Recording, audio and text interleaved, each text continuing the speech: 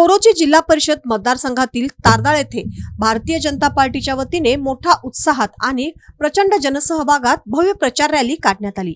या रॅलीत जिल्हा परिषदच्या उमेदवार सानिका राहुल आवाडे तसेच पंचायत समितीच्या उमेदवार प्रियांका खोबरे यांना नागरिकांकडून अभूतपूर्व उत्स्फूर्त आणि जोरदार प्रतिसाद मिळाला।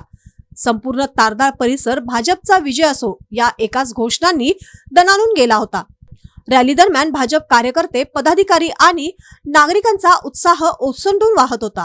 हातात भगवे झेंडे, भाजपचे फलक आणि विकासाच्या घोषणा देत कार्यकर्त्यांनी रॅलीला शक्ती प्रदर्शनाचे स्वरूप दिले।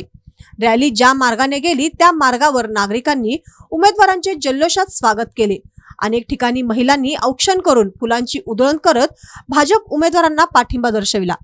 यावेळी बोलताना जिल्हा परिषदेच्या उमेदवार सानिका राहुल आवाडे यांनी कोरोची मतदारसंघातील जनतेने भाजपवर विश्वास दाखविला आहे। गेल्या काळात केलेल्या विकास कामांची ही पोचपावती असून भविष्यातही विकासाचा वेग अधिक वाढविण्यासाठी आम्ही कटिबद्ध आहोत, असे ठाम मत व्यक्त केले। पंचायत समितीच्या उमेदवार प्रियांका खोबरे यांनीही मतदारसंघाचे आभार मानत जनतेचा उत्स्फूर्त प्रतिसाद पाहता विजय निश्चित असल्याचा आत्मविश्वास मिळतो असे सांगितले।